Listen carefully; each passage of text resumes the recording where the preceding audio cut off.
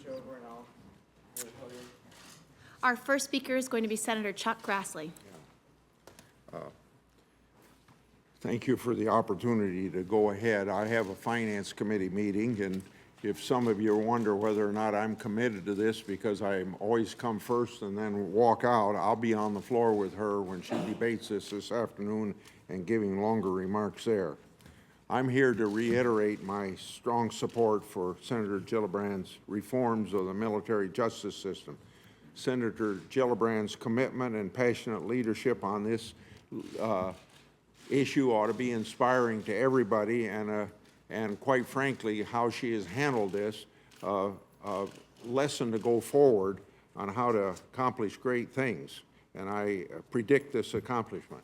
I also appreciate, though, the strength of the victims of sexual assault in military and the valuable perspective for those who have served in uniform in leadership positions and are speaking out in favor of this reform. There's a lot of pressure, of course, from the Pentagon to oppose this reform, and it's easier to support incremental reform, and that's even prudent in a lot of cases. But when we're talking about something as serious and life-altering as sexual assault, we cannot afford to wait any longer than we already have. The men and women serving this country deserve bold action to solve this problem, not in a few years or a little bit of time, but right now, and right now is that time. The point here is that sexual assault is a law enforcement matter, not a military one. And if anyone wants official assurances that we're on the right track, we can take confidence in the fact that an advisory committee appointed by the Secretary of Defense supports our reform. On September the 27th, 2013, the Defense Advisory Committee on Women in the Services voted overwhelmingly in support of each component of the Military Justice Improvement Act without outright endorsement. Historically, this committee's recommendations have been very instrumental in effecting changes to laws and policies pertaining to military women. It's not an advocacy group or a fly-by-night panel. It's a long-standing advisory committee handpicked by the Secretary of Defense, and it supports the substance of the amendment to a T. Taking prosecutions out of the hands of commanders and giving them to professional prosecutors who are independent of the chain of command will help ensure impartial justice for the men and women of our armed forces. It's the right thing to do, and it will improve military morale and readiness. It protects those who volunteer to defend our country and protect our freedoms, and I urge the Senate to be bold and to join this effort. The Gillibrand reform should pass with this year's defense authorization bill, and thank you, and thanks to all of you who are participating here. Thank you, Senator. Thank you. I don't think Senator Grassley could have said it any better. It is the right thing to do. I want to start by thanking Senator Grassley, all of my colleagues who are standing here with me, who have been working so hard on this issue. Unwavering leadership on behalf of our brave men and women who served in the uniform.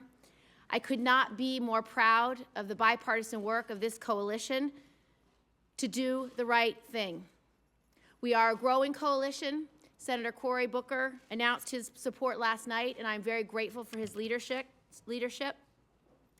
And we are standing here today with a group of retired generals, leaders of veteran organizations, survivors, who are all representing this growing chorus of advocates who are urging Congress to do their job.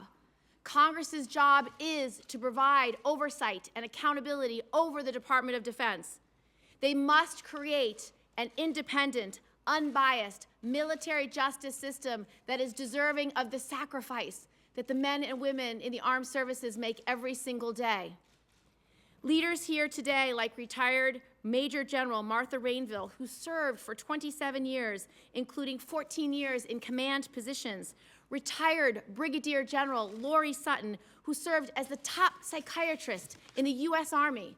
They have come to Washington today because they feel it's their duty, their obligation to personally speak with senators who are undecided, who are carefully weighing this issue and will have to vote on it later this week. It is because they love the military that they are here today to make their voices heard. Brave survivors, advocates, champions, Kate Weber from Protect Our Defenders, who was awarded the 2013 Women Veteran Leader of the Year by the California Department of Veterans Affairs, has come all the way from California to tell Congress that this must be done. Sarah Plummer, who's come all the way from Colorado to courageously tell her story so that her brothers and sisters never have to endure the retaliation that she endured because she reported her rape. We must create a military justice system that is worthy of the sacrifices of these women and these men and women who have served so courageously. We also have Kimberly Hanks, the brave survivor from the infamous and horribly unjust Aviano case, who spoke out months ago when we began this journey. Kim wrote an op-ed published last night, quote, "Regardless of all the promises by military leadership and half measures offered in the name of reform, nothing short of removing the prosecution and adjudication authority away from the commander and placing it with an independent military professionals outside the accused and victims' chain of command will end this nightmare." Veterans organizations like Iraq and Afghanistan Veterans of America, Vietnam Veterans of America, and Service Women's Action Network, who have come to Washington, D.C. to speak out in one voice, to tell Congress a vote for an independent and objective military system is a vote for our troops and a vote to strengthen our military. And just today, we are releasing a letter of 26 retired generals, admirals, commanders, colonels, captains, and senior enlisted personnel, including 2 generals and 2 admirals known as flag officers, who are saying to Congress, quote, "We believe that the decision to prosecute serious crimes, including sexual assault, should be made by trained legal professionals who are outside the chain of command, but still within the military. This change will allow prosecutorial decisions to be made based on facts and evidence and not derailed by pre-existing relationships, attitudes, biases, and perceptions. It is our sincere belief that this change in the military justice system will provide the opportunity for real progress in eliminating the scourge of sexual assault in the military," end quote. I am hopeful our colleagues will listen to these collective voices, because nobody knows the military and nobody knows what needs to be done to fix the system than the men and women who have served so bravely. And I hope they will listen to the voices of victims who have clearly told us over and over again that the system that has produced only 302 prosecutions out of an estimated 26,000 cases of rape, sexual assault, and unwanted sexual contact last year alone must be fundamentally changed to restore the trust and restore the accountability in our military's leadership. Because remember, sexual assault in the military is not new, but it continues to grow at an alarming rate because instead of the zero tolerance that has been promised since every Secretary of Defense since Dick Cheney, what we have today is truly zero accountability. There is no accountability because that trust that any justice can be served has been irreparably broken under the current system, where commanders hold all the cards as to whether a case moves forward or not. While there already have been extraordinary reforms put in place in our underlying bill, every single one of them that I support, none, not one, of those steps will go far enough. Not one of those reforms go to the root of the problem, the breach in trust between a victim and a survivor and her chain of command. We have to create a system where victims can believe, truly believe, that justice is possible. We're getting closer and closer to getting the votes we need to pass this bill. Just last night, we filed a carefully crafted amendment that will put the decision whether to prosecute all serious crimes punishable by more than 1 year of confinement, with the exception of 37 military crimes that are unique to the military, in the hands of trained military prosecutors. Senator Inhofe objected to proceeding to a vote on our amendment. I hope we can overcome this gridlock, and I hope that we can vote on our amendment today. Because I can tell you, already a majority of the Senate support this bill, and 60 votes are within our sight. But between now and then, you will hear a lot of misinformation about this proposal. Critics say that moving these decisions outside the chain of command will diminish good order and discipline, which has proven false. Everywhere else in the world, with our allies that we fight side by side with, they have already made this reform and did not see any diminishment of good order and discipline and the ability to control their troops. Or we hear that this takes commanders off the hook and that somehow they're less responsible. Well, let me be clear. Most commanders do not have this responsibility today. That drill sergeant, that platoon sergeant, all of these commanders in between never have had the convening and disposition authority, and likely never will have the convening and disposition authority. This authority, this legal right, is not necessary to do their jobs of maintaining good order and discipline. And I can tell you, I've heard from a lot of commanders, they don't really want this job. They want to win wars. They want to fight wars. They want to manage their troops. They don't want to be looking at a case file and weighing legal evidence. They want to do their jobs. We'll also hear that this is a radical idea and we should wait until next year for another advisory panel recommendation. We have boxes of advisory panel recommendations, boxes, over decades, since Tailhook, about what you should do. We've studied it. I can tell you, one group who does know what they're talking about is the committee that is impaneled by the DOD to advise them, to advise every Secretary of Defense for the past 50 years on the status of women and how women are doing in the military. They have been studying sexual assault in the military for 50 years, 25 years, studying this issue. And I can tell you, they have just endorsed every aspect of this bill. And the 10 votes we have for this bill, 9 of them former military, 4 high-ranking commanding officers, the 1 non-military, chair of the Women's Law Center. No votes against. So with that, I would like to commend and speak extraordinarily highly of our newest senator who is now supporting this bill. Senator Dean Heller has studied this issue. He is on the Veterans Committee. He has been a voice for victims' rights his entire career. He has read the testimony and learned the stories about victims in his state who serve on his bases.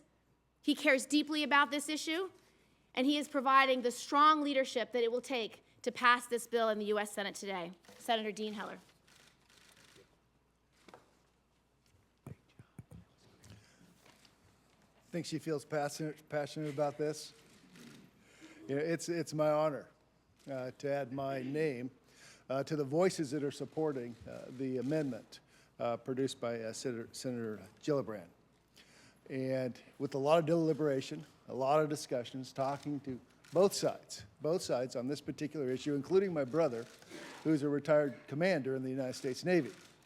On this particular topic, I've come to the conclusion, and pleased to announce today my support of Senator Gillibrand's amendment. And I also want to thank Senator Grassley also for his support, his discussions, the open discussions that I was able to have with him. There are, for me, 3 prevailing standards. First, if you're a victim of sexual assault in the military, you must feel confident that you can report that crime. If you're a victim of sexual assault in the military, he or she should be protected from sexual harassment. And if you're a victim of sexual crime in the military, he or she should feel confident that justice will be served. And that's what brings me to the table today, to support and to express my support for this particular amendment. And this bill does that. This amendment does do that. What it does is tell the commanders in the field, you can go back to doing your job and get the troops ready for whatever conflict may be there. But this is your job, and they understand that. But second of all, the amendment allows professional military prosecutors to handle sexual assault cases. Those are the two things that this thing does, and it's the right thing, and it moves this country forward. We have the best military in the world. We have the best fighting force in the world, and the Gillibrand Amendment makes it better. Thank you. Thank you, Dean. You're Thank welcome. you. Our next speaker is Senator Jean Shaheen. Thank you, Senator Gillibrand, for your leadership. I'm delighted that Senator Heller has joined us. This is a coalition that spans ideology, from Senator Gillibrand to Senator Cruz and Senator Paul, who are supporting it. It spans both sides of the aisle in the Senate, and I'm hopeful that we are not going to see a procedural vote today derail what is clearly the majority will of the Senate. Sexual assault cannot be tolerated anywhere, including in the military. And despite the fact that the Department of Defense has had a zero-tolerance policy for more than 20 years, sexual assaults in the military continue to be a major problem. I want to thank those survivors of sexual assault who have come forward today, thank the former members of the military who have come forward to take a courageous position that is not in keeping with what we have heard from the leadership of the Department of Defense and those currently serving in the military. The fact is, we need to listen to those people who are survivors of sexual assault.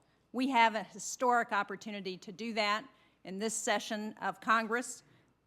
Those survivors need to know that what happened to them is unacceptable, that it's criminal, and that it will no longer be tolerated.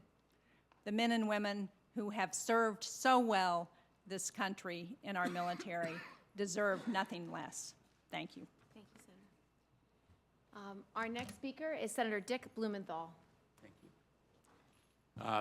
I want to join in thanking the retired and active military who have supported our cause. Many of them can't speak publicly, but I think if this issue were put to a vote in the military itself, overwhelmingly it would be supported, because the military knows better than anyone what it is great at doing, which is fighting wars and protecting the nation.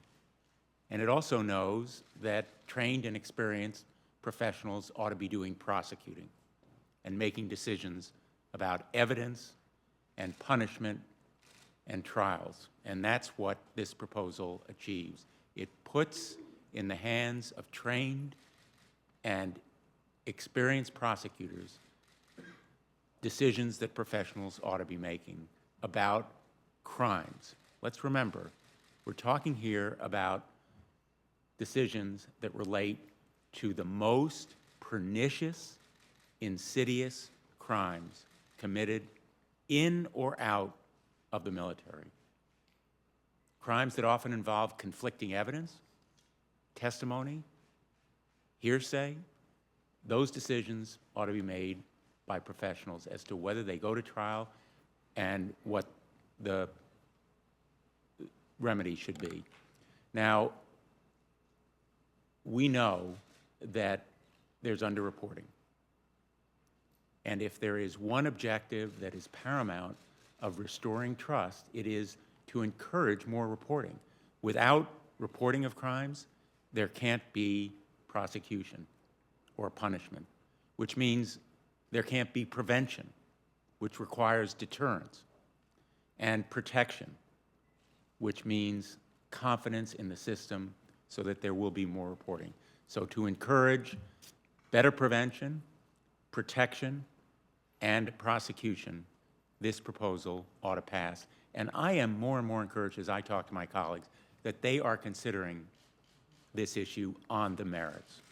Not listening to one side or another, but really thinking and digging deep into the facts and their consciences. about what they think is right. And at the end of the day, I really believe that the military has zero tolerance. I believe the commanders when they say, this crime is abhorrent. We've heard it for 20 years. Now they need the tools, the system, and reforms that are worthy of that ideal which they share. And the military, which is the greatest in the history of the world, is deserving of reforms that match its excellence. Thank you. Thank you, well done. Our next speaker is Senator Mazie Hirono. I'm glad to be here with my colleagues in supporting this change to the Code of Military Justice because as the Senate takes up the Department of Defense bill, it is really important that we continue to focus on how we deal with sexual trauma in the military.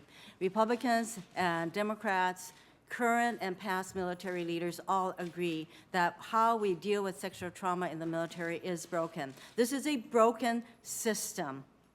And we all agree that the goals are to prevent and to prosecute these crimes. So I thank Chairman Levin for the changes that he's making to this bill that will help. Where we differ is who makes the decision to prosecute. And in our view, and a growing number of groups and individuals' view, the change that needs to be made is to remove the prosecutorial decision to an independent JAG. So as we go forward, it is very important that we acknowledge that yes, it is the commander's responsibility to maintain good order and discipline, but good order and discipline should not be reliant upon the commander's ability to decide whether or not to prosecute these crimes.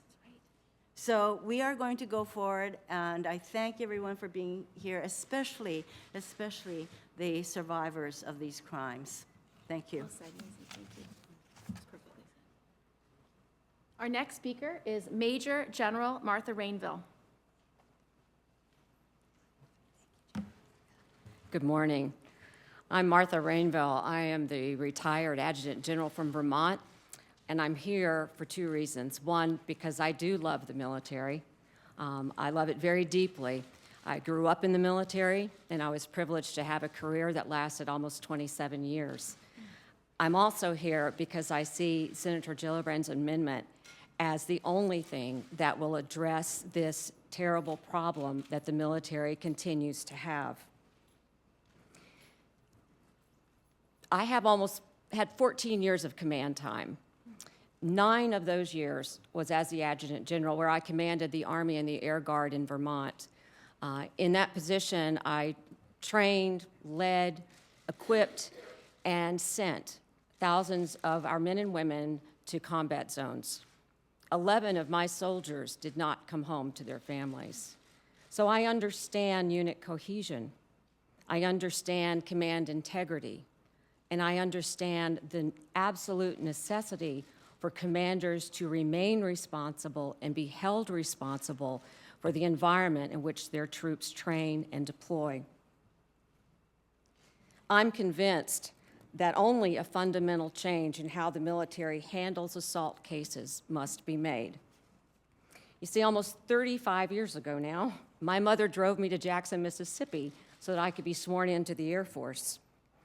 Since then, I have seen multiple sexual assault policies, and I've seen repeated cycles of a public scandal, and then an addressing of the issues and corrective action within the military, well-intended corrective action, additional training, and then data showing that there were increased reports. And then what do? We pat ourselves on the back thinking, well, now our troops have confidence in the system and confidence in their chain of command. We fixed it and we're ready to move forward. But then the cycle repeats itself, and it's done that over the 3 decades that I've had personal experience with the military. For those decades, we've trained our troops and we've hoped for better commanders.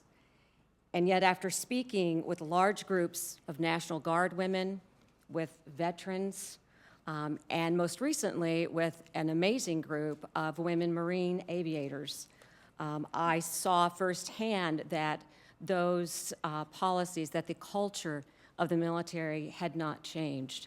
And I became very discouraged until I heard about Senator Gillibrand's efforts, and then I became very energized. Nothing substantial has really changed yet in the military. The culture of the military itself allows this to continue. Now, we have great commanders. We have the best military in the world, bar none. But our commanders also need help, and they need guidance. In 2013, when sexual assault is being called a military epidemic, it is clear that incremental steps will not be enough. Human nature has held constant over the decades, and structural change is required. It's clear that the existing system isn't working, and minor adjustments won't fix it. Senator Gillibrand's amendment alters the framework itself for evaluating these cases. It will allow for an impartial environment for our men and women who serve, who may experience the violence of a sexual assault, so that they can come forward in that impartial way and work through a chain independent of their chain of command. It also allows our commanders to focus on what they do best, and that's leading our troops in training and preparing for the war fight. We need to let our trained military professionals evaluate questions of law and evidence, and we need to allow our commanders to focus on succeeding and winning this nation's wars. So I want to thank Senator Gillibrand on behalf of all those women that I've worked with and all the men and women who serve today for your efforts. Thank you, Jill, so much. God bless you. Our next speaker is Army Brigadier General retired Lori Sutton. Thank you, Senator Gillibrand, and thank you so much for allowing me to speak this morning. I am here as a retired Army physician and a concerned citizen. I am here out of a sense of devotion to my Army, to our Army, and a sense of duty. A duty to stand up and speak out in the face of this breach of trust, this erosion, this bleeding out of trust and hard-earned credibility that we are witnessing in our military today, related to its repeated and continuous mishandling of rape and other sexual crimes. I stand up today on behalf of those courageous victims, survivors, who have told their story and who have led us to this point. I stand up today on behalf of all who are continuing to serve in units whose leadership is all too often marked by fear, humiliation, hazing, bullying, and even mobbing. Those behaviors, those upstream behaviors that set the conditions for the horrific crimes such as rape and sexual assault. I also stand up today on behalf of the vast majority of commanders and leaders at all levels and in all services of our military who would never think of tolerating these crimes and who daily serve us so courageously, so proudly, so bravely, at whatever personal cost or professional risk. Let us remind ourselves, rape is not about sex. It is not a women's issue, it's not a gay's issue, it is no respecter of persons or genders.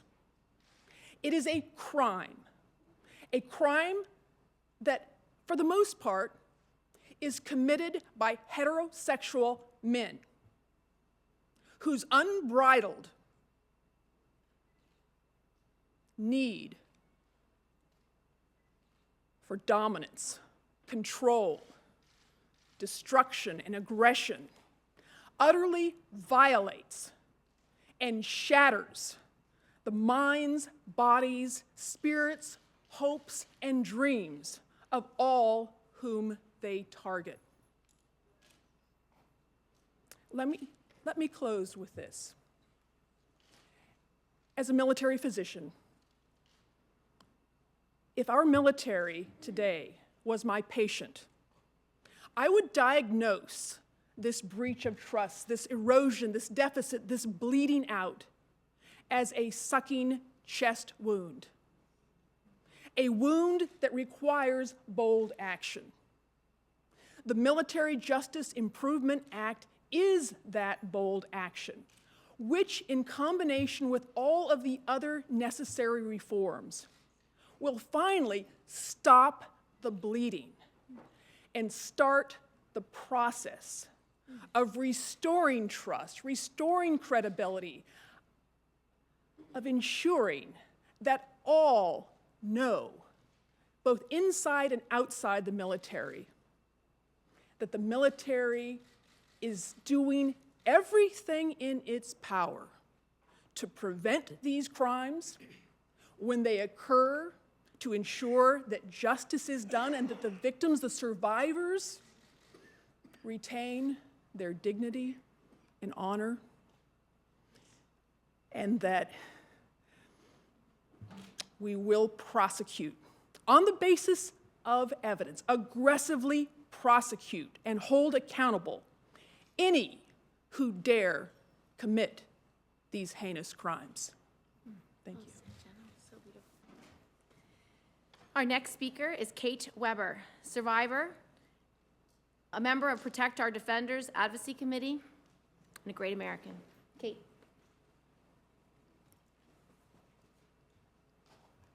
Thank you. My name's Kate Weber. I am a U.S. Army veteran, and I am also a survivor of military rape. I have lived with the horror of my sexual assault and the failing of my command for over 17 years. I have dealt with the PTSD, depression, anxiety, and nightmares that have resulted from my assault, retaliation, and inadequate care and treatment. And today, as I work with older and younger veterans who were victims of rape and assault and then suffered retaliation by their command, I witness firsthand the human cost of this crisis and of the failure to provide service members an independent, impartial justice system. At the age of 18, I was violently raped by another soldier. I had been stationed in Germany at the downsizing Nuremberg base as part of a movement control team for less than a month. I was an E2. My rapist was higher ranking. He was in charge of the finances. He had issued me a check earlier in the day, and later that evening when I saw him at an event, he asked me to step outside to talk to him about my paychecks. When we got outside, he attacked and raped me. The next morning, I told my battle buddy, who was older and higher ranking than me. Instead of offering help, she immediately went and told my rapist that I had accused him of rape. When I told my supervisors, they simply suggested I get a checkup. I went to the hospital where I was examined by an 06, a lieutenant colonel. He noted there was bruising on my cervix, but didn't conduct a rape kit. On my file, he wrote, alleges she was sexually assaulted. When I got back to my barracks that night, I found my rapist there waiting for me. He grabbed me by my neck and threatened me, saying he had a pregnant wife. Although I reported my rape to multiple superiors in my chain of command, they each chose to help cover up the crime instead of initiating an investigation. When I asked for counseling and support, it was denied. Instead, I was forced out for failing my PT requirement. I gained 10 pounds after rape. That happens. When I needed help, my chain of command failed me. When I spoke up, I was ostracized and labeled that girl who will ruin your career if you talk to her. It has been almost 17 years since my rape and retaliation, and it has taken me just as long to recover and start living like a normal person again. I want my fellow Americans to hear me and know that this crisis is persisting and growing. In addition to caring for my family, I have devoted my life to helping these young men and women whose careers were ended because they were assaulted by often higher ranking and more valued perpetrators. Help us stop this abuse of our servicemen and women. They deserve a justice system equal to the system provided their fellow citizens. The current system is rotten. It is also un-American. As a victim, survivor, and advocate, I want to urge every senator to support the Military Justice Improvement Act. Senator Gillibrand has listened and addressed our explicit pleas for safety and justice. Victims of rape and sexual assault in the military have lost faith. Commanders often treat victims like they are the problem, not the person who raped them. When victims experience fallout from the rape, like I did when I failed my PT test, commanders are not supportive, but instead punish the victim and push them out of the service.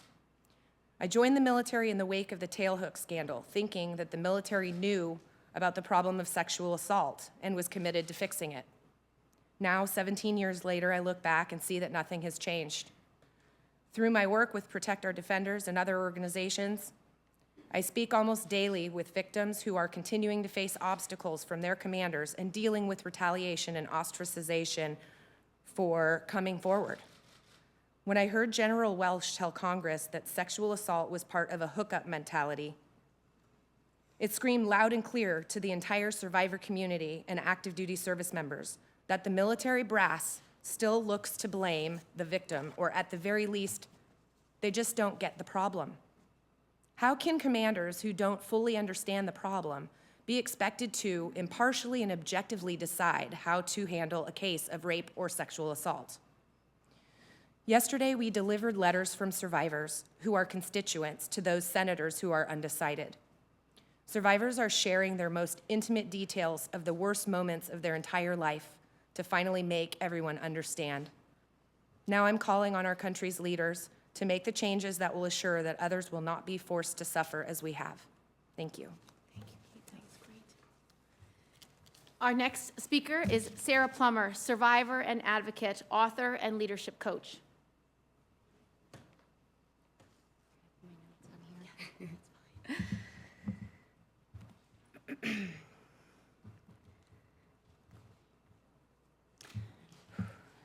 Good morning. My name is Sarah Plummer. I'm a former Marine Corps captain with 2 deployments to Iraq under my belt as an intelligence officer. I played for 5 years in a row on the military Olympic soccer team, and my last active duty assignment was as the Deputy Director of Geospatial Intelligence of the Marine Corps Intelligence Activity. I grew up in an Air Force family. To say that I love the military would be an understatement. And when I was raped, faced sexual harassment and retaliation in the Marine Corps, my parents told me I couldn't change the military. Today is my mother's birthday, and part of my present to her is being here today and speaking with courage. I know she and my father are proud of me because today we can change the military for the better. Commanders are incentivized to protect the honor of their name and the reputation of their command, not to report the truth. Commanders are biased and partial to the troops they know intimately. When you are raped by a fellow service member, it is like being raped by your brother and having your father or mother decide the case. It doesn't make sense. We cannot reasonably expect commanders to impartially and judiciously respond to these types of criminal cases. The argument that taking sexual assault and rape cases out of the chain of command would threaten good order and discipline actually works in quite the contrary way. Keeping these cases in the chain of command distracts commanders from their main mission and duty: to win wars, train, prepare, and educate. When commanders who are not lawyers and who know one or both, either the victim or the accused attacker, are asked to be the final say-so on if cases are even brought to trial, and then to ultimately make the final decision on the direction of those trials, they lose focus. Alliances are drawn, and good order and discipline absolutely suffer. Ostracizing and disenfranchising survivors turns them from soldiers into potential victims of a broken system. Leaving these cases within the chain of command exacerbates the process of repeat victimization, subsequently damaging the self-esteem, success, and career tracks of young, bright, capable soldiers, sailors, airmen, and Marines. Please don't see me as a victim. I am not a victim. And neither are many of the survivors, all of the survivors who are speaking out and actively working to make a change and supporting Senator Gillibrand's Military Justice Improvement Act. I graduated in the top 10% of my class at a distinguished university, as well as my officer candidate school training class. I flew in Civil Air Patrol during college, and before I began the basic school in Quantico, Virginia, completed introductory flight school, effectively completing flight training nearly equivalent to a private pilot's license. After the basic school, I reported to Pensacola, Florida to continue my aviation career. Yet, I was immediately told that I was medically disqualified from doing so because I had sought counseling after having been raped a year before. I was a top performer, a strong athlete, a competent Marine. I had had no disciplinary problems, was taking no medication, was not suicidal or homicidal, yet I was deemed medically unfit to fly because I had utilized resources made available to me in a modern Marine Corps. My chosen career path was cut short. Although I went on to serve almost a total of 7 years active duty in the Marines, had I been a pilot, I likely would have made it a 20-year career. I would have been an asset to the Marines for at least 2 decades. Instead, because the rape concretely altered my career trajectory, then followed me in one form or another throughout my career, sometimes eliciting extreme harassment that was often worse than the initial incident itself, I ultimately decided to move forward professionally outside of the military. As I said, I am not a victim. I have forgiven and I have found peace. Because of what I learned, both good and bad, in the Marines, I do what I do now. I train and I teach others how to be leaders and how to be healthy despite trauma or stress. I empower them with tools to authentically and courageously go from good to great, no matter what might be holding them back or where they are stuck. The Military Justice Improvement Act must be passed. It will take the military judicial system from good to great because it disempowers a culture of harassment that encourages predators to act without consequence, promotes ostracizing victims, and is a systematic support of favoritism, isolation, intimidation, and retaliation, and cover up in the very name of maintaining good order and discipline, actually threatens that good order and discipline. This does not sound like an institution based on honor, courage, and commitment to me. It is impossible for commanders to act as impartial, unbiased legal professionals. And I believe it is a disservice that they are currently positioned under this expectation. The Military Justice Improvement Act, however, would set up both commanders and victims for success before, during, and after these violent crimes. A true cultural change must happen now. We all deserve better, and the Military Justice Improvement Act will provide that improvement. Thank you. Our next speaker is Marcia Four, the Vietnam Veterans of America Vice President. Good morning. With me today is also my esteemed colleague, Dr. Tom Berger. I'm very grateful to Senator Gillibrand for bringing this issue forward and taking up the sword. We've needed a brave heart for a very, very long time because, as you probably know, this is also a multi-generational issue. This has been happening for decades upon decades. And when I say to you, this room is filled with the spirits of thousands and thousands of women and men who have come in the past and are no longer with us. And they are also on this march, this courageous march. And thank you for the comments that you just made, ladies. VVA, of course, stands with Senator Gillibrand. And we also are in compliance, we also embrace all the comments you've heard today, some of them very eloquently spoken. So I'm going to make just a few humble comments and hope I don't bore you with any reiterations. Military sexual trauma, as I said, is multi-generational, and the fallout is devastating. And it can impact one's whole life, to include, and something that's not been really mentioned before, homelessness. It's an immense issue among the homeless veteran population of this country. Vietnam Veterans of America has long been vocal on this issue of sexual assault in the military, providing testimony as early as 1992 during the hearings that were precipitated by the tailhook scandal. It seems at last the issue of sexual assault in the military is out from under the proverbial rug.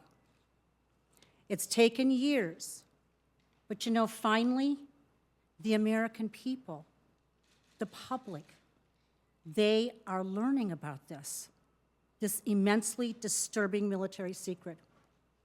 And they're asking, are you kidding me? In our military? It's unimaginable to them. For decades, the Department of Defense has attempted to address military sexual trauma on a number of levels with some good processes.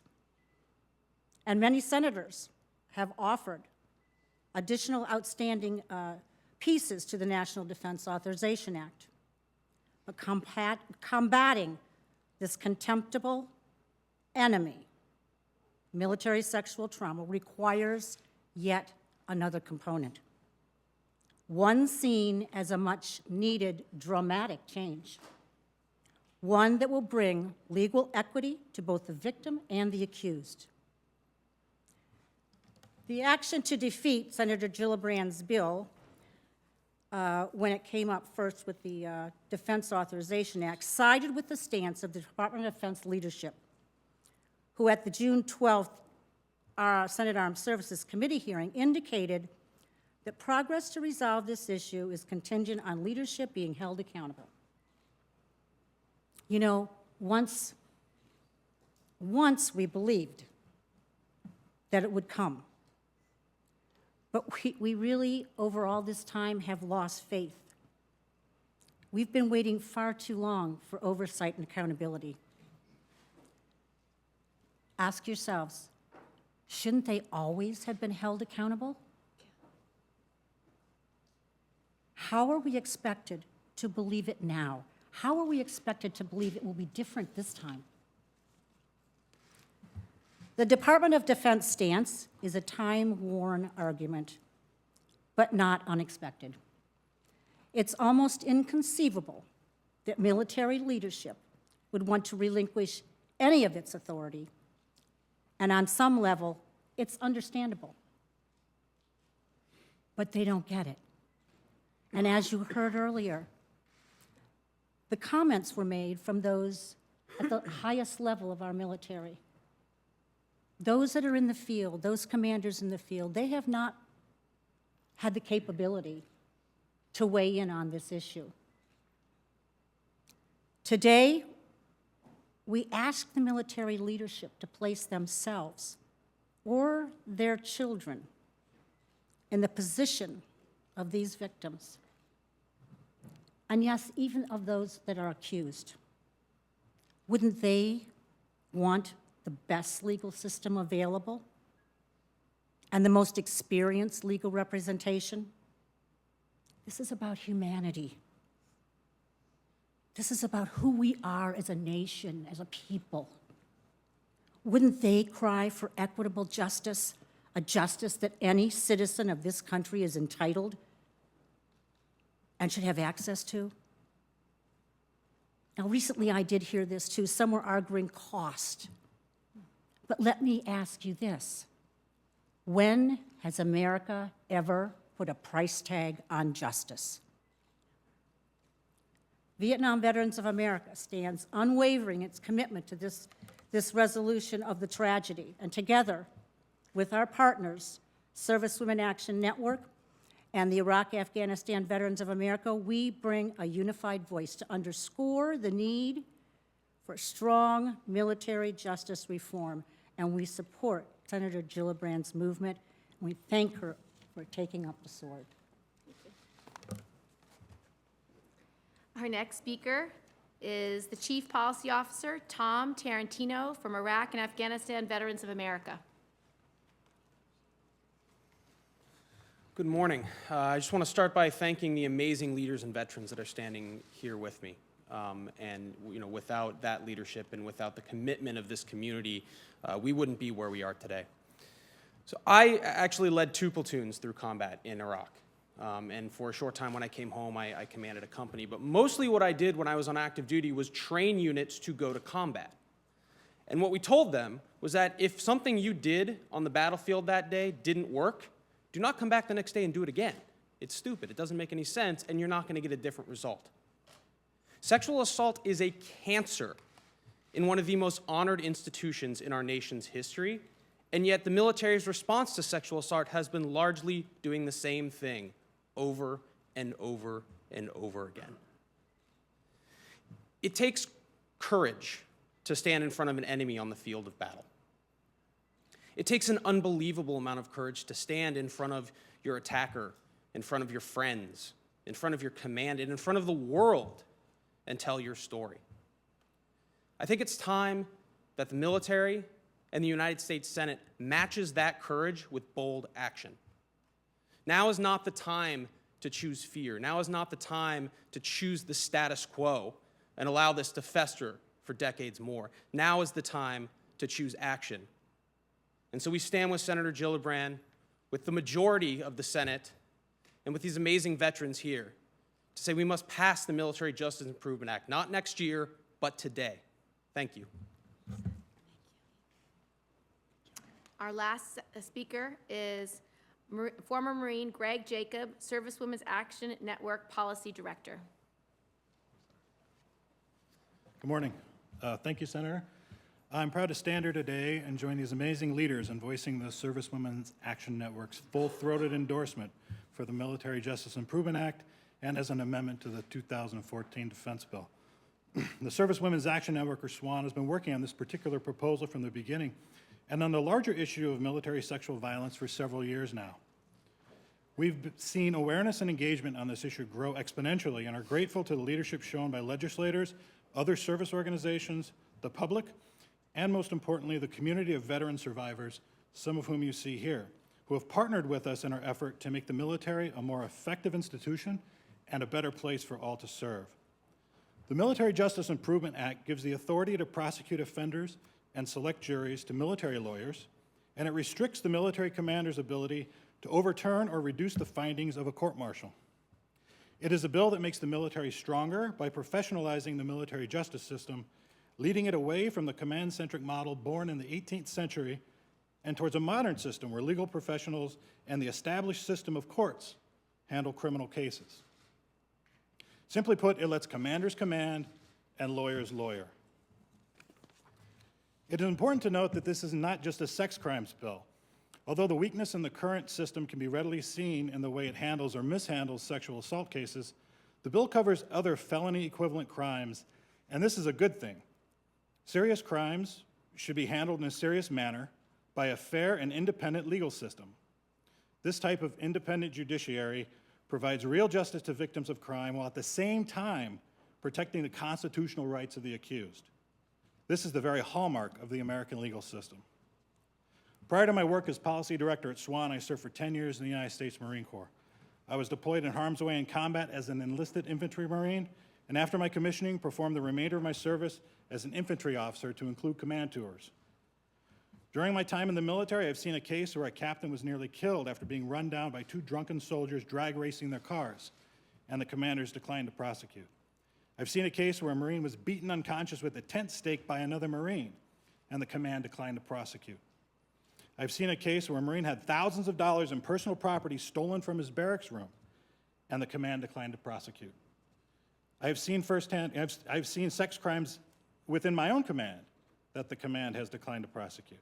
I've seen firsthand in all these cases how senior commanders undermine good order and discipline by discrediting the victim, punishing his or her supervisors, and in the end denying his own troops access to the very system designed to provide them justice.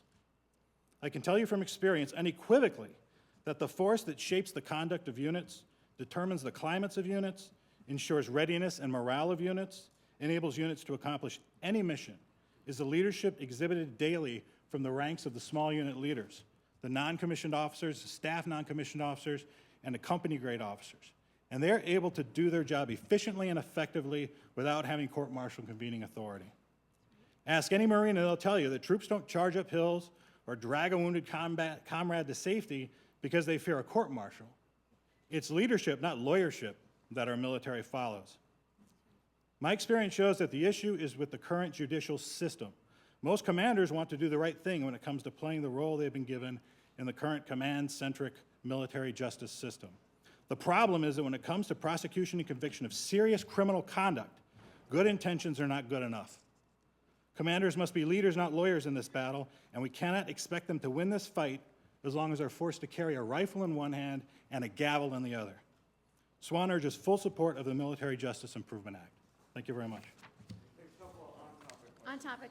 Senator Gillibrand, your colleague, Senator McCaskill, was just on the Senate floor, and she's convinced that civilian review of whether to prosecute is part of her reform package, and the other is to take away a commander's ability to overturn a jury conviction.